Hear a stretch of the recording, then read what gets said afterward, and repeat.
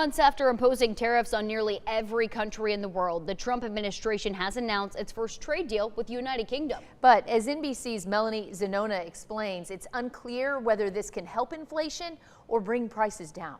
Tried to figure out the markets that they're importing from other people. President Trump today announcing a trade deal with one of the United States' oldest and strongest allies, the United Kingdom. That it's a great deal for both parties. The UK Prime Minister on the phone in the Oval Office. That we've agreed the basis of a historic economic prosperity deal. Though it's not quite done. The final details are being written up in the coming weeks. The nation's announcing the framework. The newly imposed 10% baseline tariff on British imports will stay.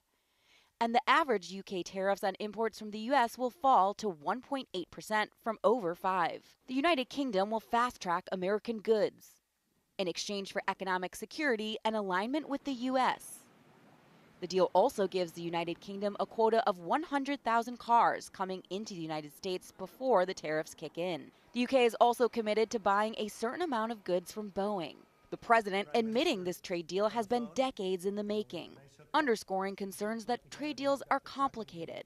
So we could have something of a long runway before we see the ultimate details really hammered out.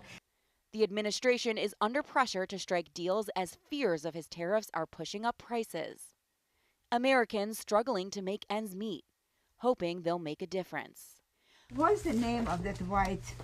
With Mother's Day in mind, you might be paying more for that bouquet. Flowers are not something that we can buy in advance and hold on to. They have to be cut fresh. Consumers are really going to feel that pinch. Moms-to-be can also expect to pay more for necessary goods for children like strollers, 97% of which are made in China. The 145% tariff is truly not something we can swallow. In Washington, Melanie Zanona, NBC News. Today's announcement comes ahead of negotiations with China this weekend. The Treasury Secretary is headed to Switzerland tomorrow to start the conversation with his Chinese counterpart.